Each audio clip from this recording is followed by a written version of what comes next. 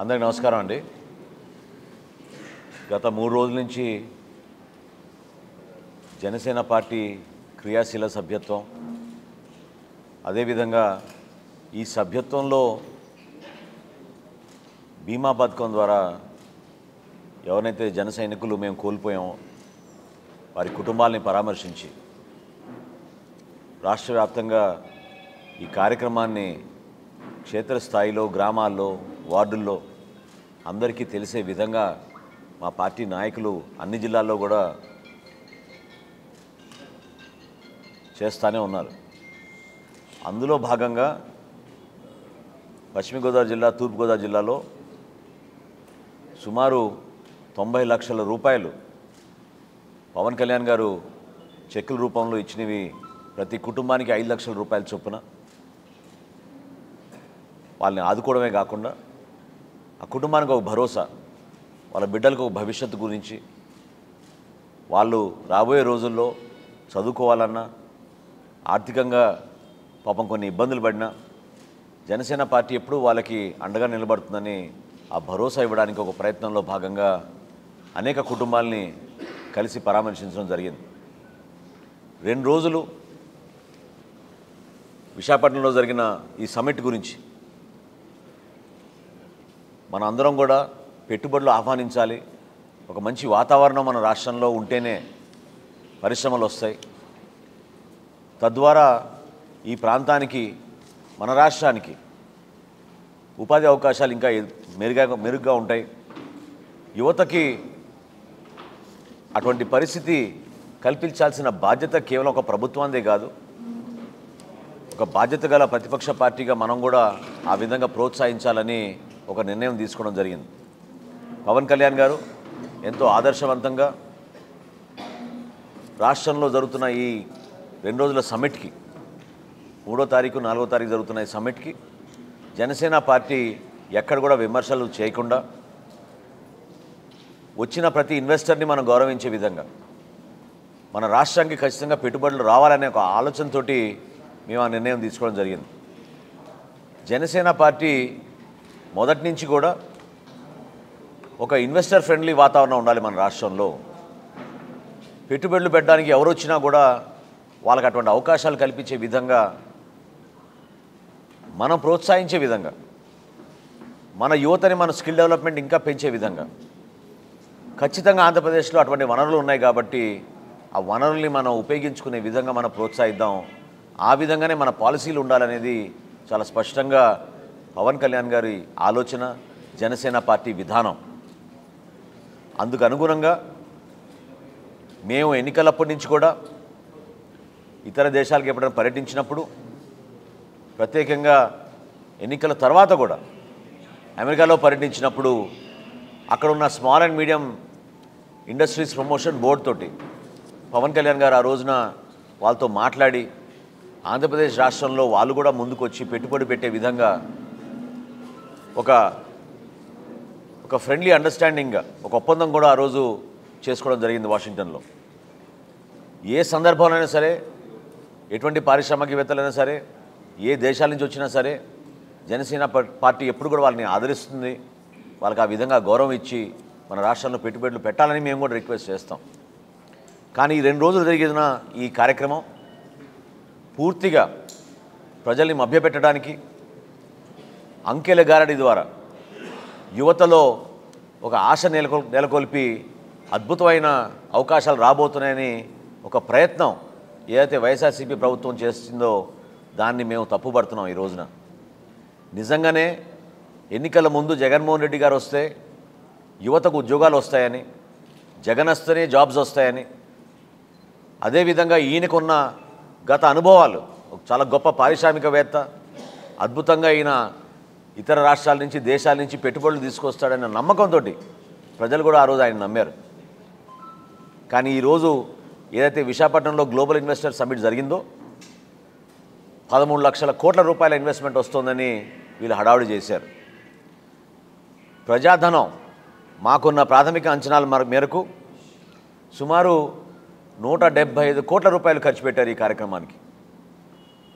Okay, తప్పులేదు, promotion చేయాలి, investment రావాలి, దానికి ప్రభుత్వం ఖర్చు పెట్టాలనుకుంటే వాళ్ళ ఆలోచన మేరకు ఖర్చు పెట్టచ్చు.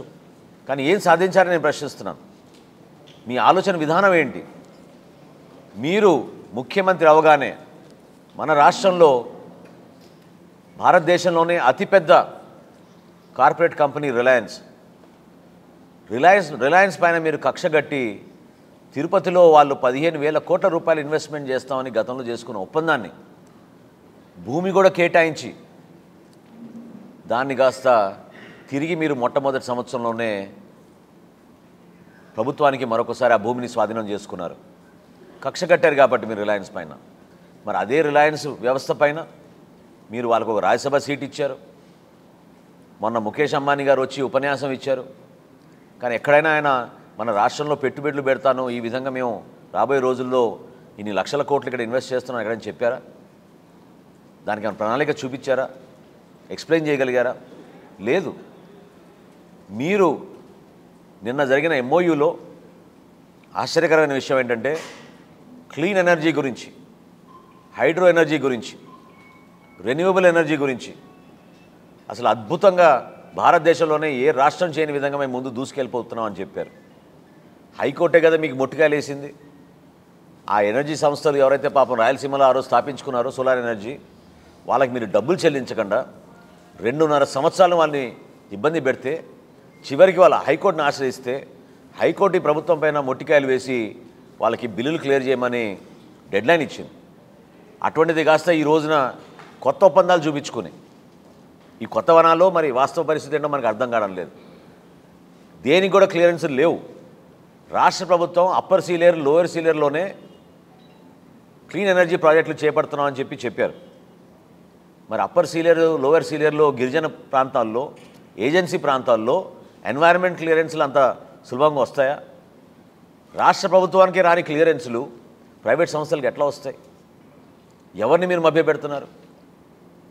అదానికి మీరు ఇక్కడ ఇచ్చేసాం, త్వరలోనే 70,000 కోట్ల రూపాయలు పెట్టుబడులు వచ్చేస్తున్నాయని చెప్పి మీరు హడావాడిగా ప్రకటనలు చేసుకుంటే ఎన్ని ప్రకటనలు చేశారు గతంలో మీరు?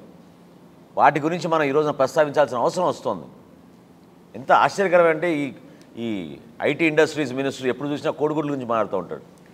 అలవాటైపోయింది అనుకుంటా కోడిగుడ్ల గురించి.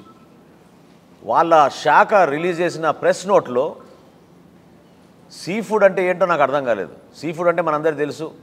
ఎవరిని అడిగినా మన ప్రాంతంలో చేపల గురించో రొయ్యల గురించో వాటి గురించి మాట్లాడతారు. ఈయన కోడిగుడ్లు కూడా దాంట్లో కలిపేసి భారతదేశంలోనే నంబర్ 1 స్థానంలో ఉంది ఆంధ్రప్రదేశ్ సీ ఫుడ్ ఎక్స్పోర్ట్స్లో అనే ఒక ప్రకటన చేసి దాంట్లో కోడిగుడ్లు కూడా కలిపేశారు వీళ్ళు. ఇటువంటి మంత్రులు, ఇటువంటి శాఖలు ఈ విధంగా ప్రభుత్వం ముందు తీసుకెళ్తుంటే మనం లోతుగా చూస్తే, ఉదాహరణకి NTPC ఫిబ్రవరి 7వ తారీఖున రాష్ట్ర ప్రభుత్వంతో స్టేట్ ఇన్వెస్ట్మెంట్ ప్రమోషన్ బోర్డులో ఒక మీటింగ్ జరిగితే 1,10,000 కోట్ల రూపాయలు 2027 సంవత్సరానికల్లా ఈ రాష్ట్రంలో ఇన్వెస్ట్ చేస్తామని వాళ్ళు ప్రకటన చేశారు. దాన్ని కాస్త మీరు ఈ గ్లోబల్ ఇన్వెస్టర్ సమ్మిట్లో 2,30,000 కోట్లుగా చూపించారు. అదేవిధంగా టూరిజం సెక్టార్లో ఒబరాయ్ సంస్థకి 7 స్టార్ హోటళ్ళు తిరుపతిలోను, విశాఖపట్నంలోను, కొన్ని ఇతర ప్రాంతాల్లో ఎక్కడైతే ప్రభుత్వ భూములు ఉన్నాయో ఆ భూములను ఆల్రెడీ కేటాయించేశారు, గోడలు కూడా కట్టారు. అది మళ్ళీ ఇంకో కొత్త MOU 30,000 కోట్ల రూపాయలంట. బ్లూ స్టార్ అనే సంస్థ అసలు మన రాష్ట్రంలోనే కాదు భారతదేశంలోనే మనం గర్వపడాల్సిన SEZ Sri city SEZ foundation. అప్పటి నుంచి నేను కొంచెం వాళ్ళతో పాటు ఇన్వాల్వ్ అయ్యి అనేక ప్రాంతాల్లో వాళ్ళతో పాటు కూడా తిరిగి చూశాను కాబట్టి వాళ్ళ గ్రోత్ ఇది ప్యూర్లీ వాళ్ళు కష్టపడి, రవీందర్ రెడ్డి గారు ప్రపంచవ్యాప్తంగా అనేక సంస్థల్ని కలిసి వాళ్ళకు మార్కెటింగ్ టీం ఉంటుంది. వాళ్ళు కష్టపడి అనేక ప్రాంతాల్లో కలిసి శ్రీ సిటీలో చేసిన లాజిస్టిక్స్ని చూపించుకుని పెట్టుబడులు తీసుకొచ్చి అక్కడ ఇండస్ట్రీస్ పెట్టేస్తారు. శ్రీ సిటీలో బ్లూ స్టార్ అనే సంస్థ జనవరి 23వ తారీఖునే వాళ్ళు ప్రొడక్షన్ స్టార్ట్ చేసేసారు ఈ సంవత్సరం. అది కూడా నిన్న ఇనాగ్రేషన్ కింద చూపించారు. అదేవిధంగా జిందాల్ స్టీల్ ప్లాంట్, ఇక్కడ 2 జిండాలు ఉన్నాయి. మొన్న నేను అన్నట్టు 4వ కృష్ణుని తీసుకొచ్చారు వీళ్ళు మన కడప స్టీల్ ప్లాంట్ కోసం. ఆ జిండాలు వేరు. ఇంకొక జిండాల్ ఈ జిండాల్ స్టీల్ ప్లాంటు కృష్ణపట్నం దగ్గర నిర్మాణం చేస్తున్నామని చెప్పి 7,500 కోట్ల రూపాయలతోటి 2.5 సంవత్సరాల క్రితమే వీళ్ళు ఎంఓయూ చేసుకున్నారు. జగన్మోహన్ రెడ్డి గారు ముఖ్యమంత్రి అయిన తర్వాత మరొక్కసారి నిన్న ఇంకొక ఎంఓయూ చేశారు. అదే స్టీల్ ప్లాంటు తమినపట్నం దగ్గర జూన్ 29, 2021 సంవత్సరంలో చేసుకున్న ఎంఓయూ ఇది. దీన్ని మరొకసారి ముందు తీసుకొచ్చారు. షిరిడి సాయి ఎలక్ట్రికల్స్ అనే సంస్థ, ఇది రకరకాల సమాచారం వస్తుంది మనకి. దీని వెనక ఎవరున్నారో, ముందు ఎవరున్నారో, పక్కన ఉన్నారో మనకు తెలియదు. కానీ ఈ షిరిడి సాయి ఎలక్ట్రికల్స్ అనే సంస్థ సెప్టెంబర్ 5, 2022లో ఎస్ఐపిబి మీటింగ్లో 8,855 కోట్ల రూపాయలు పెట్టుబడి పెట్టి 1,600 మందికి ఉపాధి అవకాశాలు కల్పిస్తామని ఆ రోజు ప్రకటన చేశారు. ఎస్ఐపిబి క్లియర్ చేసింది వాళ్ళ మీటింగ్లో సెప్టెంబర్ 5 గత సంవత్సరం. దాన్ని మళ్ళీ మార్చారు. డిసెంబర్ 12వ తారీఖున అదే ఎస్ఐపిబి మరొకసారి ఇంకో ప్రకటన చేసి అదే పెట్టుబడి 8,855 కోట్ల రూపాయల పెట్టుబడితోటి 2,100 మందికి ఉపాధి అవకాశాలు కల్పిస్తున్నామని చెప్పారు. నిన్న సమ్మిట్లో మరొకసారి 8,855 కోట్ల రూపాయల పెట్టుబడితోటి 5,750 మందికి ఉపాధి అవకాశాలు కల్పిస్తున్నామని నిన్న మళ్ళీ ప్రకటన చేశారు. ఈ వాస్తవాలు ఏంటివి? ఎందుకు ఈ విధంగా చేస్తున్నారు?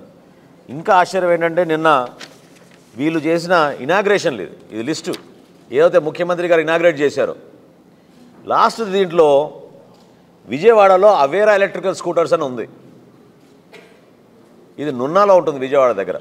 ఎవరైనా అడగండి ఆ ప్రాంతంలో, కృష్ణా జిల్లాలో 2016లో శంకుస్థాపన చేసి 2018లో వీళ్ళు ప్రొడక్షన్ మొదలుపెట్టారు ఎలక్ట్రికల్ స్కూటర్స్. అప్పటి నుంచి ఇప్పటి వరకు ప్రొడక్షన్ జరుగుతుంది, మార్కెటింగ్ జరుగుతుంది, ఫ్రాంచైజీలు ఉన్నాయి. దానికి మళ్ళీ నిన్న ముఖ్యమంత్రి గారు ఇనాగ్రేషన్ అంట. శ్రీ సిటీ SEZలో వచ్చినవి అసలు రాష్ట్ర ప్రభుత్వానికి సంబంధమే లేదు. నేను ఇందాక అన్నట్టు వాళ్ళ సొంత మార్కెటింగ్ టీం ఉంటుంది. ప్రపంచవ్యాప్తంగా వాళ్ళు అనేక ప్రాంతాలకు వెళ్ళి ఇక్కడున్న మన ఫెసిలిటీస్ని చూపించుకుని మెడ్రాస్కిను మా కృష్ణపట్నానికిను మెడ్రాస్ పోర్ట్కి చాలా దగ్గరలో ఉంటుంది కాబట్టి వాళ్ళు కష్టపడి పాపం ప్రపంచవ్యాప్తంగా పర్యటించి తీసుకొస్తారు. వీళ్ళు నిన్న చేసిన 14 ఇనాగ్రేషన్లో 8 ఇనాగ్రేషన్లు శ్రీ సిటీలో. ఈ విధంగా కేవలం ప్రజల్ని మభ్యపెట్టడానికి కోసం, మోసం చేయడానికి కోసం చేస్తున్న ప్రయత్నం. నేను ఇన్వెస్టర్ని తప్పుపట్టడం లేదు, ఎందుకంటే పాప వాళ్ళు నిజంగానే ఒక రాష్ట్ర ప్రభుత్వం యాక్టివ్గా ఉండి ఇన్వెస్ట్మెంట్ ఫ్రెండ్లీగా ఉంటే ఖచ్చితంగా మన ప్రాంతాల్లో మనకి అవకాశాలు దొరుకుతాయి, మన బిడ్డలకు అవకాశాలు దొరుకుతాయని మనం ఎప్పుడు కూడా వాళ్ళని ఆహ్వానించాలి. కానీ ప్రభుత్వంలో చిత్తశుద్ధి లేనప్పుడు, నిజాయితీ లేనప్పుడు 4.5 సంవత్సరాల నుంచి జగన్మోహన్ రెడ్డి గారు నిద్రపోయారు. దీని గురించి దావోస్లో పోయి సంతకాలు పెట్టింది ఎవరితో? ఇదే అదానితోటి, ఇంకొన్ని సంస్థలతోటి ఆ రోజు సంతకాలు పెట్టుకుని అది ఇక్కడే చేసుకునేవాళ్ళు కదా. విశాఖపట్నానికే డావోస్ తీసుకొచ్చామని చెప్పుకున్నారు మహానుభావులు. ఎందుకు ఈ విధంగా ప్రజల్ని మోసం చేస్తున్నారు? ఒక చిన్న ఉదాహరణ నేను మీ దృష్టికి తీసుకొస్తున్నాను. జిండాల్ స్టీల్ ప్లాంట్ కడపలో ఏ విధంగా మేము ఇన్వెస్ట్ చేయబోతున్నామో 24 నెలల్లోనే ప్రొడక్షన్ ప్రారంభిస్తామని చెప్పారు. మరి ఈ ఆలోచన విధానం మీకు తెలుసు కదా. మీరు కూడా చాలా పెద్ద ఇన్వెస్టర్, మీరు కూడా ఇండస్ట్రియలిస్టు. గతంలో కూడా మీరు చాలా సిమెంట్ కంపెనీలు, అనేక కంపెనీల్లో మీకు పెట్టుబడులు ఉన్నాయి. మరి ఎందుకు 4 సంవత్సరాల నుంచి మీరు ఉపాధి అవకాశాలు కల్పించలేపారు రాష్ట్రంలో? ఎందుకు ఈ విధంగా ఇంతమంది ప్లేన్లు వేసుకుని విశాఖపట్నానికి వచ్చి అక్కడ అన్ని 100 కోట్ల రూపాయలు ఖర్చు పెట్టి ఈ సమావేశం ఏర్పాటు మీరు బహుశా ముఖ్యమంత్రి అయినప్పుడే చేసుంటే ఇప్పటి వరకు రాష్ట్రంలో ఖచ్చితంగా ఒక 10,000 ఉద్యోగాలను వచ్చేవి. యువత ఎంత ఇబ్బంది పడుతున్నారు ఈ రోజున ఉపాధి అవకాశాల కోసం. ఎందుకు మనం వలసల కోసం ఇతర రాష్ట్రాలకు వెళ్ళిపోతున్నారు మన యువత?